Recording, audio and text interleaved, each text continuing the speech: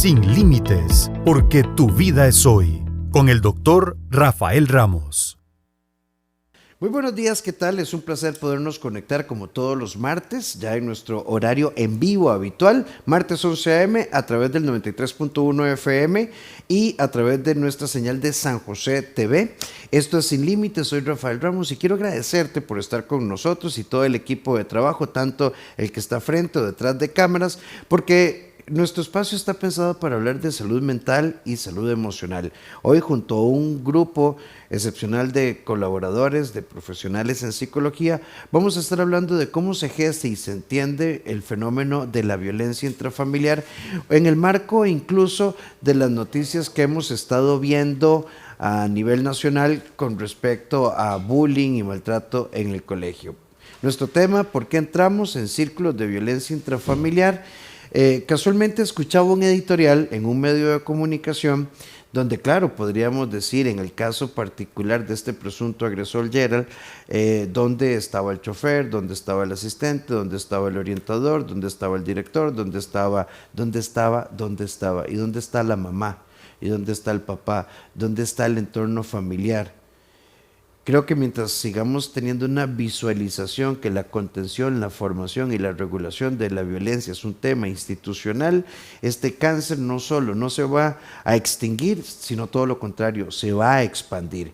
Cuando normalizamos la violencia en cualquiera de sus expresiones, entonces estamos perpetuando, y los actores de la violencia son dos: aquellos que la ejercen infringiendo dolor y daño a la dignidad de otros seres humanos, y aquellos que la observamos, la grabamos, la compartimos, la tuiteamos y la comentamos, pero de ahí no hacemos mucho más. Este es nuestro foro de hoy: cómo entender y tratar de dejar semillitas de reflexión para modificar la violencia intrafamiliar. Pero antes nos vamos a nuestra sección Confía en Vos con la doctora Geo Calvo, que nos trae un tema acerca de emociones. Ya volvimos.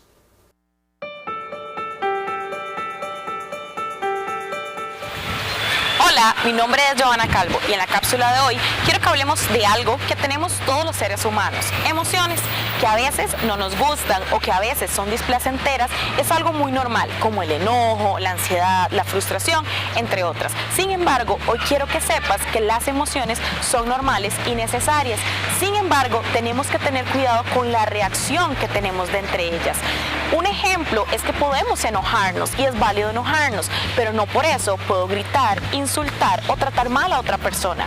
Así que una emoción es válida, pero lo que hagamos con ella depende de la reacción, no es justificable. Así que aprende a manejarlas de la mejor manera.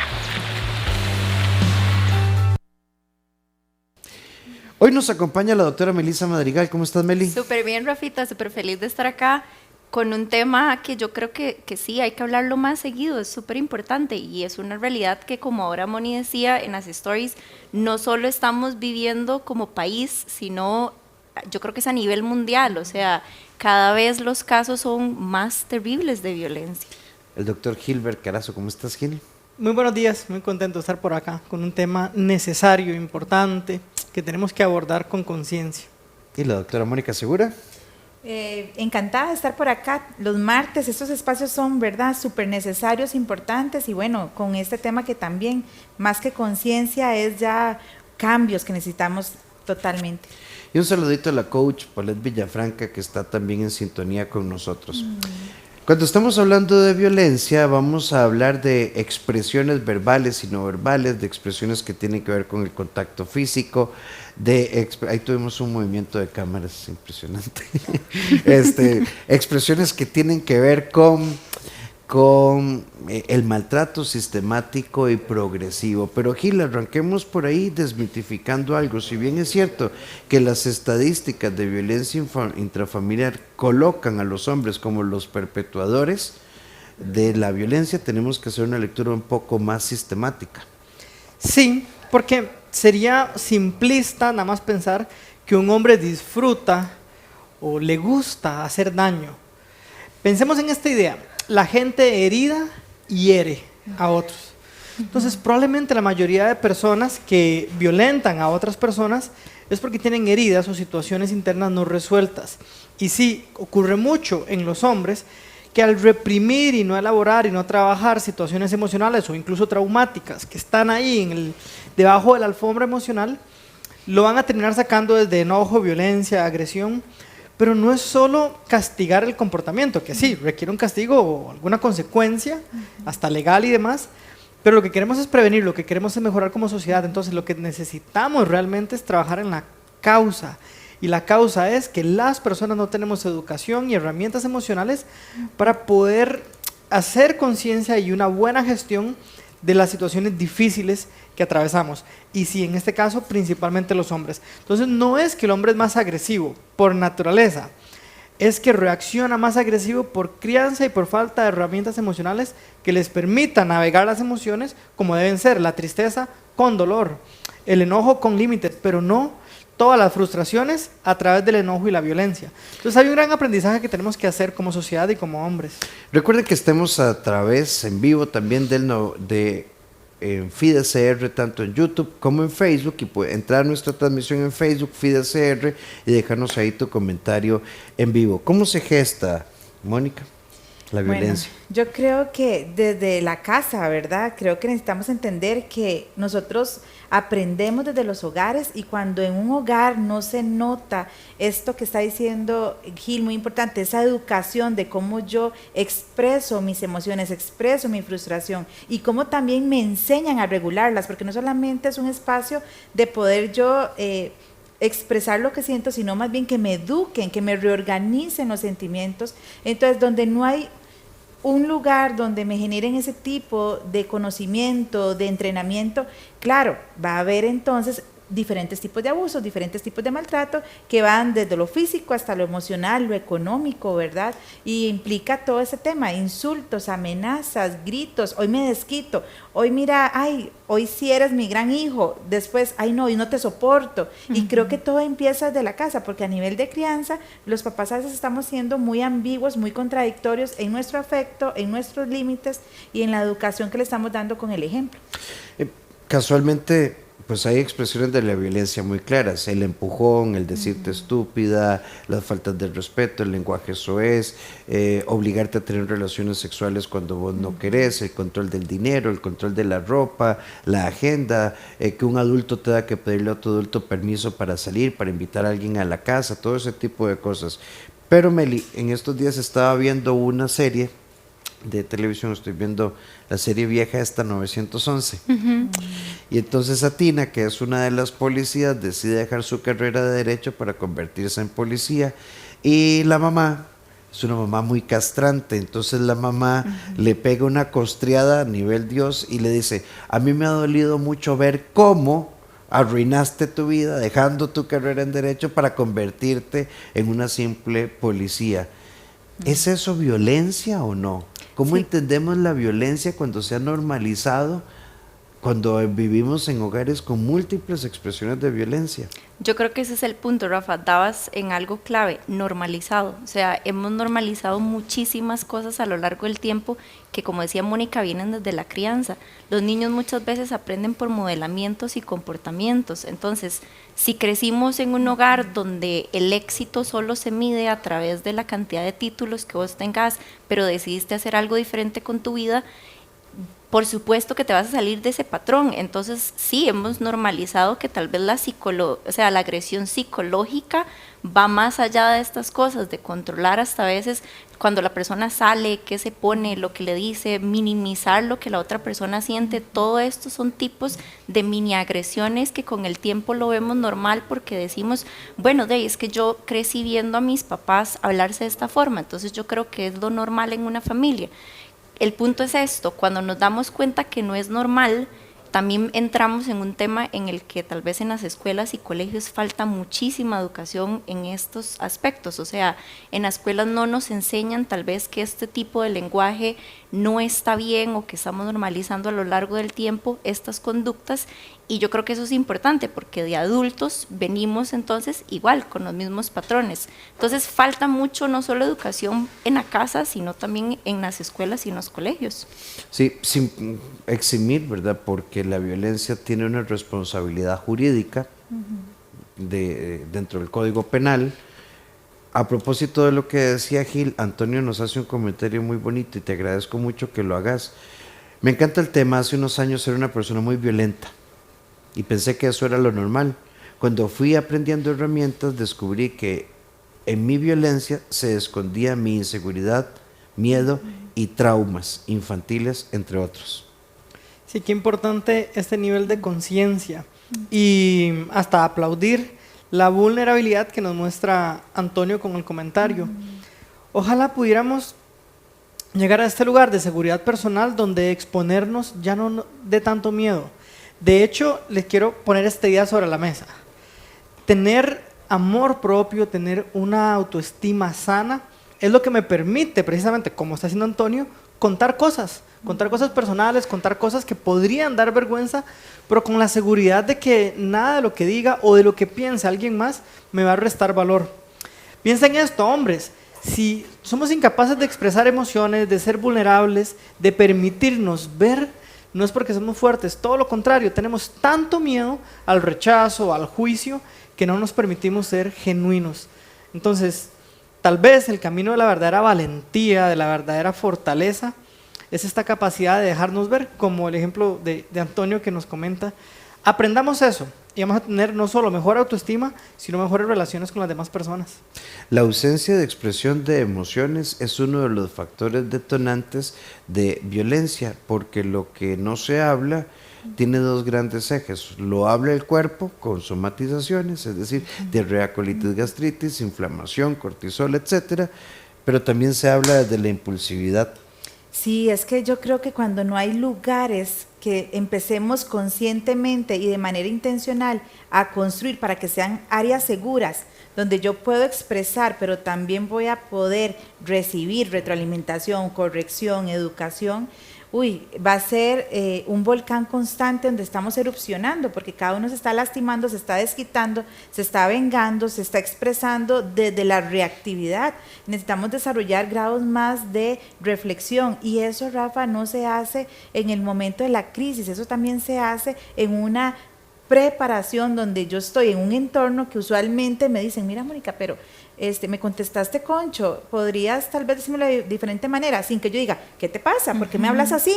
¿Qué pereza con usted, verdad? Yo creo que tenemos que entender que tenemos que generar nosotros conscientemente un apoyo para la otra persona, porque en mi pareja, si hay una situación donde no se me habló de una manera que de verdad fue un trato amable, si no molesto, yo le puedo decir, mira, verás que no me gusta que me hable así, mejor cuando te calmes, conversamos. No quiero que lastimar ni quiero que me lastimes. En vez de decir, no, bloqueado, ¿qué le pasa? Ahora no le contesto, ahora voy a ver qué hace, ¿verdad? Sí. Creo que tenemos conductas muy reactivas.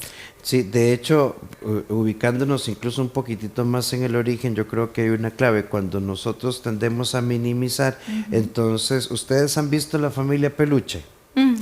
¿Verdad? Con todas las particularidades que pueden tener. Vivi es como la que tiene la conducta social más adecuada, pero es profundamente maltratada y profundamente violentada por toda la familia Peluche, al punto que le dicen, Vivi, ¿por qué no eres una niña normal? Es como una frase cliché. Y entonces resulta que Meli en casa, Meli dice, esto no me gusta, esta es mi taza, yo no tengo por qué prestarle la blusa a mi hermano, y entonces hay que carajilla más complicada, nos violentamos límites. Yo creo que parte de esto es aprender a respetar la frecuencia emocional de quien habla, sin que digamos qué estupidez, qué tontería, perdón la palabra que voy a usar, qué mariconada. Es que eso es una idiotez, porque si yo no puedo expresarme, no aprendo a gestionar emociones. No tenemos autorregulación, o sea, por ende vamos a andar obviamente, reactivos todo el tiempo, nos vamos a sentir mal. O sea, es muy importante, yo creo, primero, como decía Gil, un acto de amor propio, entendernos y tal vez, además tener vulnerabilidad y decir, cometí un error. Lo que pasa es que si nos vamos a temas como, por ejemplo, los hombres no les han enseñado que cometer errores está bien, porque entonces vemos chicos con demasiado estrés desde jóvenes porque mi papá se murió, entonces yo tengo que ser el que económicamente sustente a mi familia. O sea, empezamos a tener cargas mayores o a tener papeles que no nos corresponden y eso al final también nos desregula. ¿Por qué? Porque no cumplimos nuestra función tal vez a nivel de familia como hijos, sino que empezamos a ser el papá de la familia. Entonces, toda esta autorregulación que debemos tener es importante porque de adultos las cosas que uno a veces dice, es que yo no entiendo de dónde salieron de adentro, salieron de nosotros, o sea, existen en nosotros. Lo que pasa es que es como, yo no soy una persona así, o es que aprendí a ser de cierta forma porque la vida me lo puso. Busca más atrás de dónde viene, por qué viene la situación. Es importante entender el origen para poder seguir trabajando. Un saludito a asesoría en entornos seguros, supongo, que nos dice: formar en autoprotección como habilidad para mantenernos seguros y entrenar convivencia sana y paz es parte de la cultura preventiva. Un saludito a Nuri, a Sole Mena, que nos hace esta pregunta: ¿cómo se rompe el patrón cuando se dice otra vez lo mismo? Pero antes, Gil, Meli tiene un punto muy valioso que me lleva a pensar en esto. Por ejemplo, esto sucede en el 2024. Hay un niño de 10 años, un niño varón, 10 años. Hay un divorcio y se le dice: usted ahora es el hombre de la casa. No, no es el hombre, es el niño. ¿Cómo queremos masculinidades sanas, masculinidades no violentas, si escuchamos expresiones como: este hombre no sirve para nada, este hombre da pereza? Porque seguimos estereotipados de que el hombre es electricista, mecánico, fontanero, etcétera, etcétera, etcétera, ¿verdad? Sí. Cuando hablamos de familias, de roles, de qué hace cada uno, son como sistemas. De hecho, se reconoce como la terapia sistémica familiar, el abordaje psicológico que se enfoca en esto, en familias, en parejas, no en el individuo, sino en el grupo. Y es que somos como sistemas. Para poner un ejemplo muy básico, es como un carro, ¿verdad? Yo no puedo poner la llanta de manivela ni poner el motor de caja. Cada parte del sistema cumple una función. Entonces, aclarar esto es importante. Un niño de 10 años nunca debe cumplir la función ni del papá, ni del mayor, ni del adulto, porque es un niño. Cumplir las funciones de cada uno es importante. Ahora, no hay una fórmula exacta para todos, pero sí hay principios. Entonces, el niño requiere límites, requiere protección, seguridad, del adolescente un poquito más de autonomía, el adulto ya más autonomía y responsabilidad incluso con otros, pero entender que son roles que no se deben modificar a destiempo. Y con respecto al rol que imponemos sobre los hombres, cambiémoslo. Dejemos de esperar que sea, como dice Rafa, el que además de trabajar y ser profesional en un área, sabe todos los roles de hogar, de construcción y de temas que antes veríamos como, ojo, entre comillas, masculinos, y quitémoslos. ¿Cuáles deberían ser los roles de un hombre o de una mujer responsable? El respeto, la comunicación, la capacidad de resolver conflictos, de llegar a acuerdos, de vernos horizontalmente como iguales y buscar equitativamente soluciones a los retos de la vida. Que esperemos eso del hombre. Valores y principios que le hagan una persona que favorece la buena convivencia más allá de las habilidades técnicas o específicas que tengan, porque eso tiene que ver más con las diversas inteligencias o habilidades cognitivas que tenemos que con el género. Tal vez su esposa es más buena haciendo conexiones eléctricas, tal vez él es más bueno cocinando, y eso está genial mientras desde nuestras fortalezas definamos roles y un buen equipo, vamos por buen camino. Escuchando a Antonio Anchón, a mí me gusta mucho escucharlo a él, es español. Él hizo un video de estos que son como, ¿qué llamemos? Como disruptivos, y él decía, la esclavitud está bien, el desprecio a las diferentes identidades sexuales está bien, rechazar a las personas con problemas de obesidad está bien, y eso era hace 100 o 200 años. Cuando nuestra visión era muy pequeña. Mejoró la sociedad y él decía, no, lo que ha mejorado es la toma de conciencia de la humanidad. Y cuando los seres humanos tomamos conciencia de que el discriminar por sexo, discriminar por género, discriminar por identidad, discriminar por roles, por dinero, lo único que hace es perpetuar la violencia, me gusta este concepto. Tomemos conciencia de lo que significa ser humano. Y ser humano debería significar una esencia, digamos, de relaciones de mutuo beneficio, que creo que Moni esto le contesta a Sole. ¿Cómo se rompen los patrones? Yo creo que tomando conciencia. El problema no es que vos seas celosa, es que yo me permito ser celado también. Yo creo que es aprender a cuestionarnos. Yo creo que a veces muchas de las respuestas en círculos de violencia es que no sé cómo hacerlo diferente, es que yo soy así, es que a mí me enseñaron así. Entonces yo creo que esa toma de conciencia es una invitación a cuestionar lo que tú crees que es lo mejor. ¿Realmente ha sido lo mejor responder siempre grito con grito, control con control? ¿Crees que es lo mejor siempre estar condicionando, coaccionando, violentando, criticando, quejándose con la otra persona, haciendo que la otra persona no se sienta libre, autónoma? Entonces yo creo que el tomar conciencia es cuestione sus creencias, cuestione todo lo que a usted le han enseñado para que pueda valorar si eso ha sido parte del problema o ha generado realmente cambios positivos en su entorno, en sus relaciones. Porque el dejar de cuestionarnos y el estar asumiendo siempre que así es, porque lo vi, porque lo aprendí, porque me lo dijeron, porque escuché, porque me funcionó tal vez una vez, no es correcto. Creo que es la parte que dice ahora, que me encantó mucho de Gil, es que ocupamos ese tipo de habilidades dentro de una caracterización de rol y de género, ¿sí? Adultos funcionales, que seamos capaces de ser flexibles, de escuchar, de hablar, de resolver conflictos, más que una función de en qué hago, en cuál es mi ocupación, ¿verdad?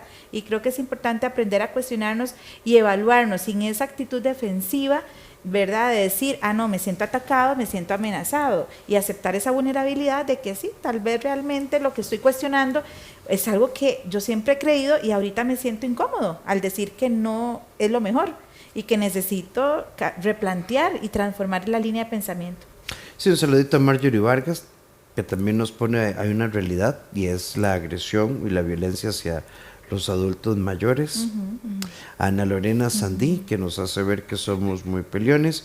Lo cierto es que el fenómeno de la violencia, pues sí, tiene causas o explicaciones de orden socioeconómico, de formación, de trauma, de heridas emocionales, patrones de aprendizaje, de normalización a través de medios de comunicación y demás, en fin. Pero yo sí creo que en la toma de conciencia está una oportunidad de mejora. Uno tiene que ser muy, muy responsable con lo que uno hace. Normalmente, quien agrede en el entorno intrafamiliar por perfil no es un agresor fuera de este entorno, es decir, en su ambiente de trabajo, en el ambiente académico, en la conducta social, incluso llega a migrar al otro polo, es excesivamente agradable. Excepto que tal vez ya haya un perfil más complejo, no nos vamos a meter hoy con esto, una sociopatía o conductas muchísimo más complejas. ¿Qué quiero plantear con esto, Melissa Madrigal? O sea que efectivamente yo tengo que tomar conciencia de que si yo soy reactivo con mi pareja y con mis hijos, pero soy el mejor amigo de mis amigos, hay potencial de cambio, pero se necesita toma de conciencia y toda persona agresora requiere tratamiento.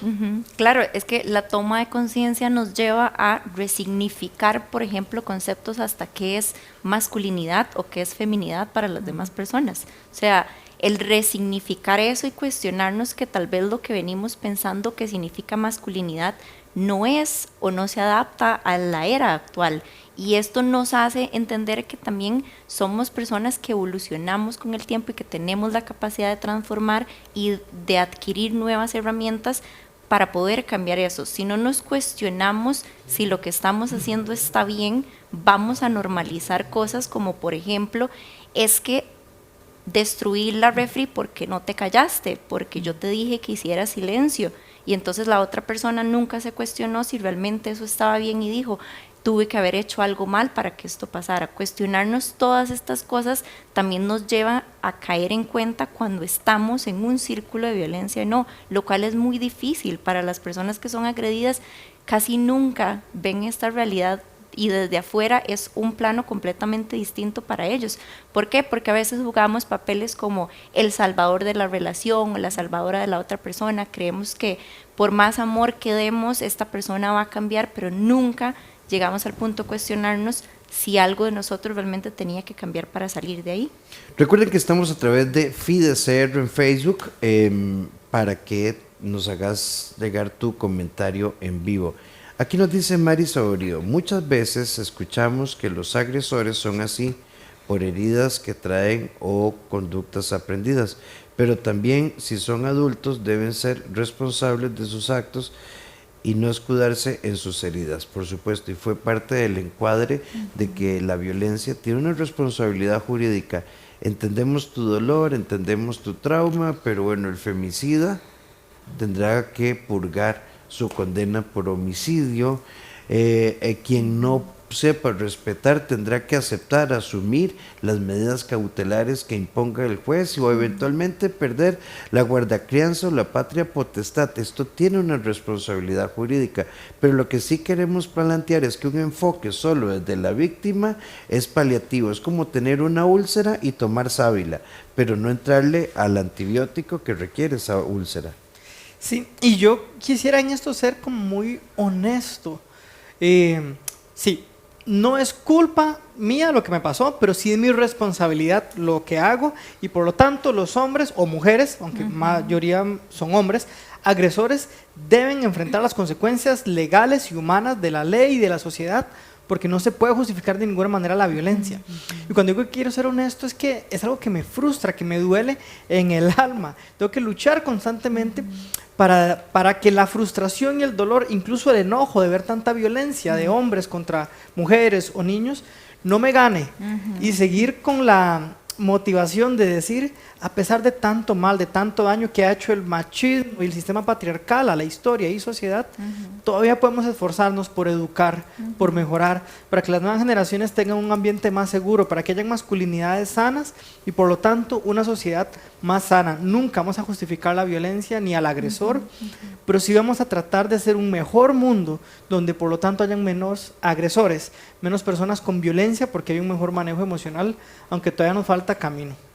Por eso es importante esos espacios preventivos, ¿verdad? Y como Meli decía ahora, ocupamos también que las instituciones generen esta parte integral, no responsabilizándolas como las que tienen que solucionar, pero sí como un agente importante donde de verdad establezcamos educación. Es que ocupamos ser preventivos, necesitamos desarrollar habilidades, necesitamos desarrollar conciencia, necesitamos desarrollar autoconocimiento y regulación humana en mis pensamientos y en mis emociones, en mis impulsos, y esto se hace únicamente de una forma preventiva. No hay que esperar, ¿verdad?, a ver cuántos años le metieron o qué cadena o qué sentencia tuvo una persona para decir, bueno, por lo menos hicieron algo. No, es que no hay que trabajar desde el castigo. Yo creo que hay que trabajar desde esa parte preventiva donde nos minimice más casos, porque ahorita los casos están elevados por una parte reactiva. Sí, si vos sos madre o padre de familia y todavía estás en ese enfoque en el que vos le preguntas a tu hijo, ¿cuántas novias tenés? Y es un chiquito de 5 o 6 años. Estás empezando a condicionar la conducta. Cuando tu hijo o tu hijo escucha que vos decís cállate, estás iniciando un proceso de formación. Cuando nosotros como adultos reflejamos un ambiente en el que uno dice estoy harto, estoy harta, no soporto, revisemos lenguaje, revisemos gestión emocional, revisemos patrones de crianza, y como bien dice, esto no lo justifica, pero sí lo explica, y es muy importante que empecemos a tomar conciencia de qué es lo que vos haces. Cuando particularmente un hombre a mí me dice, es que mi papá no besaba, mi papá no abrazaba, mi papá no decía te amo, por tanto yo no sé hacerlo. Bueno, tenés una opción que es ir al Instituto de la Masculinidad, hacer el programa de sesiones, puedes ir a psicoterapia, puedes leerte un libro, puedes trabajar con cualquiera de nosotros, pero claro que sí puedes hacerlo, porque en la misma medida que uno dice gracias, con permiso y por favor, y expresa gratitud, uno puede expresar afecto. Tal vez no vas a ser Winnie Pooh, una bolita de miel, pero uno se puede decir, ¿cómo me gusta estar con vos, Mónica? O sea, podemos empezar a trabajar desde ahí. Yo creo que hoy en día hablamos mucho de salud mental, pero dejamos estos temas por fuera dentro de salud mental. Creemos que salud mental es solo hablar de trastornos o hablar de los problemas comunes como ansiedad y depresión, pero esto también es salud mental, informarnos, aprender, resignificar tal vez lo que a vos te enseñaron, cuestionarte, todo esto son herramientas que forman parte de la salud mental, y si no las hablamos, si no las trabajamos o si no tenemos esta educación desde adolescentes, vamos a empezar a normalizar cosas de adultos que no están bien. Hoy en día los adolescentes tienen muchas preguntas que yo creo que a veces por una mala relación con sus papás no tienen un lugar seguro a quien preguntárselas. Y los lugares donde se alimentan o donde aprenden es de las redes sociales muchas veces o del internet. Entonces, ¿qué pasa si un adolescente tiene mala información acerca de cómo tratar, no sé, correctamente o cómo tener una relación sana? Voy a seguir replicando esos patrones porque fue lo que yo aprendí. Entonces, sí, hablar de salud mental es dar herramientas a las personas también para cambiar y generar nuevos ambientes. Gil, la ausencia de adultos en la vida de los menores perpetúa la violencia. Sí, el niño necesita algunas cosas básicas, ¿verdad? Un niño requiere que sus adultos le provean abrigo, alimento, techo, necesidades básicas físicas, pero también emocionales. Y entre las emocionales, el niño requiere amor, validación, saber que es importante por el mero hecho de existir. Pero así como necesita amor, necesita límites. Y es que a diferencia de lo que podremos pensar, los límites en vez de generar inseguridad, generan seguridad. Pensemos como adultos, cuando yo tengo una tarea, un trabajo nuevo, tener claro lo que me toca hacer y lo que no puedo hacer me da seguridad. Si cumplo esto, voy a estar tranquilo. Llego a un trabajo nuevo y no tengo idea qué hacer, voy a pasar estresado todo el día. Los límites nos demarcan el camino y nos dan claridad de que estamos en el camino correcto. Parecido con los niños, entonces que hayan adultos responsables, amorosos, cariñosos, cercanos, sí, pero además con límites y consecuencias claras va a ayudar a que el niño crezca con seguridad. No siempre tal vez estará papá y mamá, por situaciones las que sean, pero que hayan figuras de autoridad, recuerden, con un buen balance entre amor, afecto y límites y consecuencias, va a hacer que los niños y las niñas crezcan con seguridad, incluso con buena autoestima. Entonces, menos miedo a establecer límites.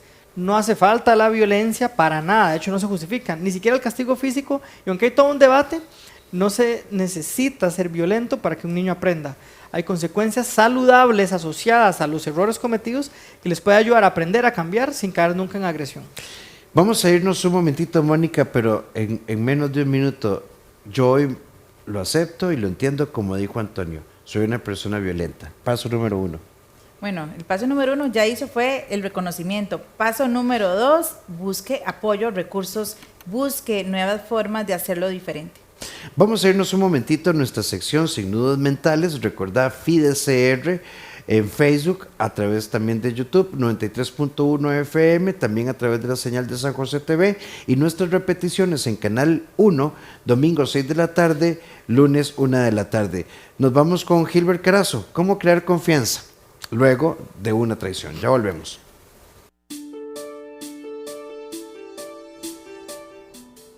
¿Cómo crear confianza después de una traición? Bueno, en primer lugar, debe iniciar por un acuerdo donde la persona que traicionó, por ejemplo, que fue infiel, se hace responsable de sus acciones y se compromete al cambio, pero también de que la persona que fue víctima de la traición o de la infidelidad decida perdonar y seguir adelante. Si no empezamos con ese acuerdo de trabajar realmente por restaurar la confianza, no va a ocurrir. Una vez de que hay un acuerdo y que ambos deciden hacerlo, hay que poner límites claros, saludables. No es caer en el control ni posesión de la otra persona, pero sí establecer límites importantes que me permitan evitar a futuro caer otra vez en una situación como estas, y que le hagan sentir a mi pareja, a quien antes le fui infiel o le traicioné, prioridad, hacerle sentir importante, hacerle sentir que realmente le estoy dando el lugar que merece. Entender que esto va a llevar tiempo, no es de la noche a la mañana. Reconstruir la confianza después de una herida va a llevar su proceso, y yo les recomendaría además que para que sea más efectivo, para que sea mediado, puedan buscar un apoyo profesional. Las heridas de traición como la infidelidad duelen mucho, duelen en lo profundo, pero sí se podrían recuperar. Ojalá que tengan la ayuda adecuada para poder salir adelante juntos de esto.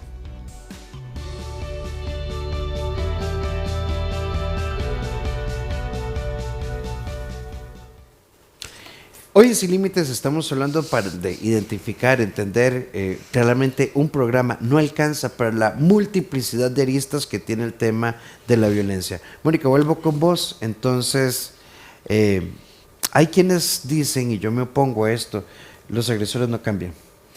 Sí, yo creo que definitivamente hay patrones a veces que sí requieren un nivel de conciencia y compromiso, es que es un compromiso. Yo creo que el adulto dejó de comprometerse con su crecimiento. A veces hemos estado únicamente estancados haciendo lo mismo y creemos que solamente si tengo una buena posición, un buen trabajo, un buen estatus económico, no necesito, ¿verdad? Estoy estable, me siento bien. Se nos olvida que somos seres humanos que ocupamos también crecer internamente, y yo creo que sí hay patrones que son con pronósticos reservados siempre y cuando no haya ese nivel de conciencia y compromiso para cambiar.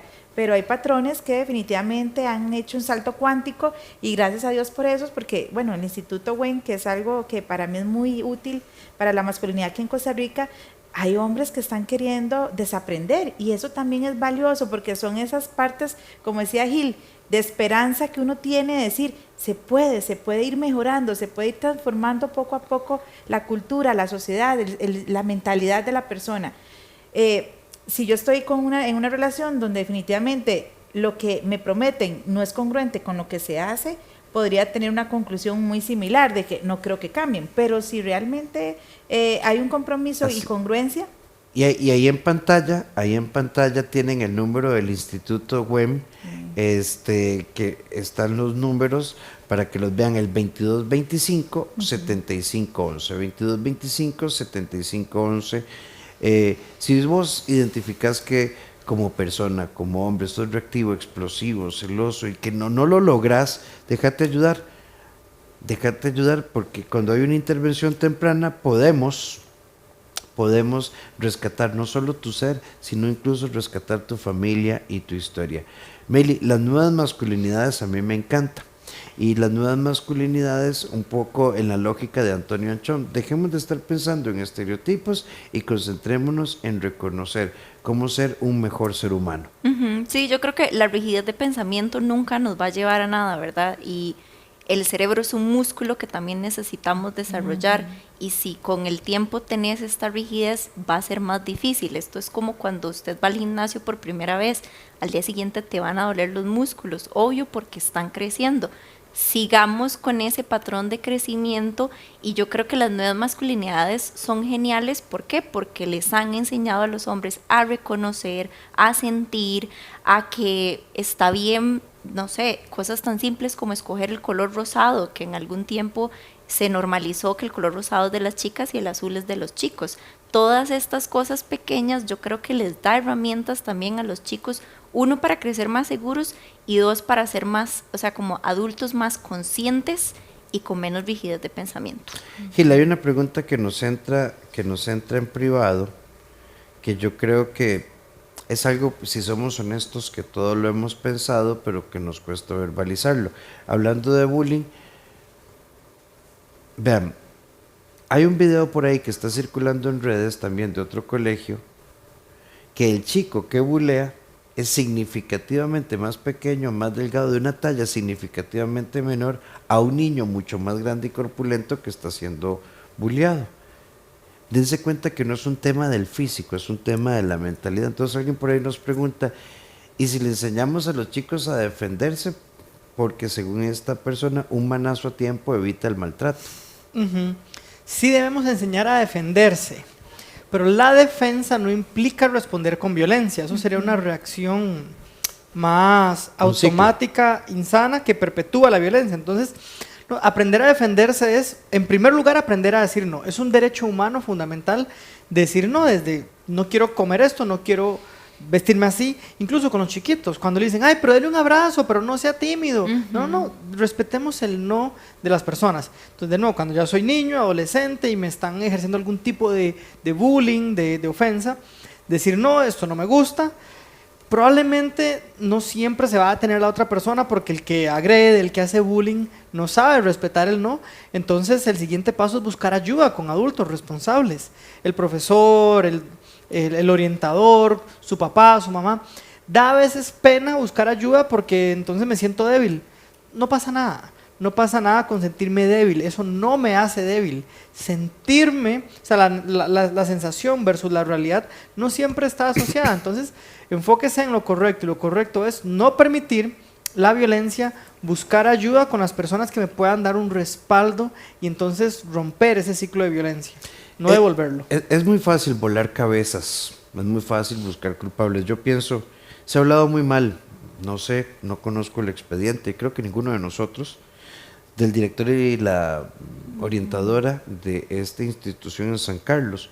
¿Cuál es la realidad de nuestro país? Por ejemplo, en el hospital de Turrialba hay un psiquiatra, el doctor Andrés Duarte, un psiquiatra para todo el hospital. No sé, hay orientadores en este país, psicólogos que trabajan en el MEP, trabajadores sociales, que para cada profesional, no sé, hay poblaciones de 500, 600 estudiantes, tramitologías, hay un montón. Y no estoy diciendo que esto justifica el cruzarnos de brazos, pero es que también pienso, Mónica, que nos ocupamos del fenómeno de la violencia cuando éste se expresa. Pero si hablamos de prevención, formación, hay un tema institucional, seamos realistas. ¿Cuántos profesionales de ayuda, orientadores, psicólogos, trabajadores sociales, abogados tiene el Patronato Nacional de la Infancia para la multiplicidad de situaciones sociales que hay? Sí, definitivamente hay falencias, hay carencias, Rafa, que se notan, ¿verdad?, en las instituciones y que no permite un alcance. Sin embargo, más satisfactorio como uno desea, ¿verdad? Porque a veces el impacto que uno pueda generar a nivel de estas situaciones es mínimo. Pero yo sí quiero hacer un llamado a dos cosas. Aunque haya una escasez ahorita de profesional, y yo espero que eso sea un llamado al ministerio, a las entes gubernamentales, de la importancia de tener personal en salud mental para poder dar abasto en forma preventiva, creo que también en los hogares necesitamos ser más formadores, porque no podemos delegar esa formación únicamente en un puesto de un psicólogo de colegio, de un orientador. Creo que sí hay carencias, que hay una necesidad nacional de tener personal calificado para poder nutrir y dar los recursos, pero yo creo que en los hogares no hay tantos papás presentes formando, hay papás proveyendo, hay papás alcahueteando, hay papás criticando, también agrediendo, pero no hay papás realmente con necesidad de formarse. Uno los ve en las instituciones, ¿verdad? Hay instituciones educativas que ponen escuela para padres. Ay, qué pereza, es otro mes, y solamente lo ponen obligado porque si no, no pueden matricular al chico en el próximo año. De lo contrario, los papás son los primeros que evitan ir a ese tipo de formación. Entonces yo sí quiero hacer un llamado de asumir más en el hogar su papel responsable de formar y de romper también usted con sus propios círculos, porque de lo contrario nunca vamos a dar abasto afuera. Meli, tu mensaje final. Eduquémonos, o sea, tenemos la capacidad de cambiar patrones, aprendamos, muy de la línea de lo que decía Moni, los niños necesitan papás regulados para que sus hijos también estén regulados, busquen información, es importante. Gil. Sí se puede frenar y cambiar los círculos de violencia, pero no se puede hacerlo a solas. Si usted ha sido víctima o conoce a alguien que es víctima, busquen ayuda. Busquen ayuda desde familiares, autoridades, docentes, jefes, el equipo de recursos humanos en el trabajo, la fiscalía, la ley. Busque ayuda, no se quede solo, que la vergüenza y el miedo no le gane para defenderse. Defenderse no es violentar, es buscar ayuda. Moni. Sí, la importancia creo hoy es que es necesario, no es una opción, es necesario que nosotros busquemos mejorar, desarrollar y crecer emocionalmente. Esto no es una mariconada, ¿verdad? Y perdón la palabra, esto es una necesidad y un amor propio, un respeto, un autocuidado que debemos de modelar y que es necesario empezar a actuar ya.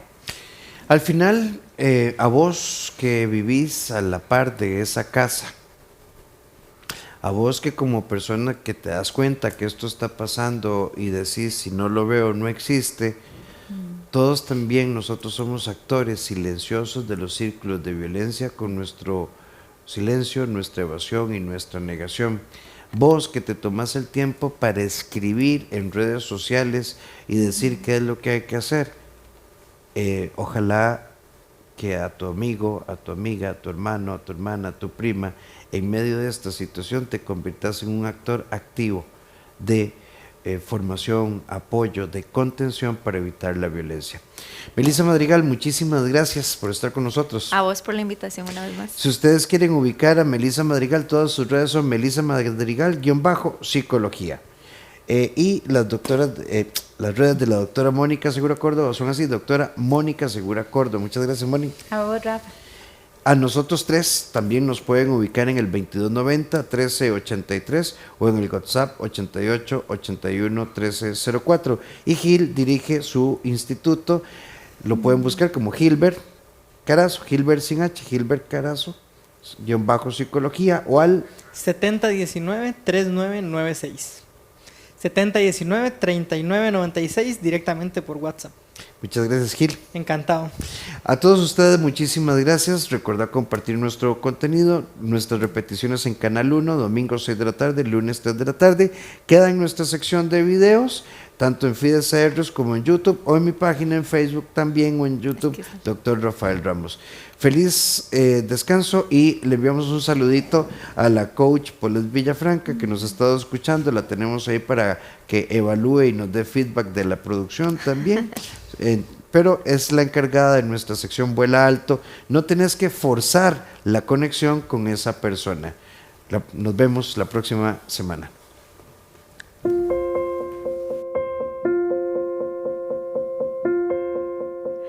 A veces conocemos a una persona, nos encanta, pero resulta ser que del otro lado no hay el mismo interés.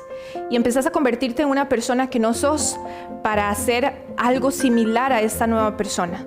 La verdad de todo esto es que si la conexión no existe desde el inicio, no perdas tu tiempo, no desconectes tu esencia, tu personalidad, por alguien que probablemente no es para vos en este momento. Y en lugar de eso, usa ese tiempo, esos recursos y esa energía para descubrir qué te gusta y conectar con personas que sí están alineadas a vos.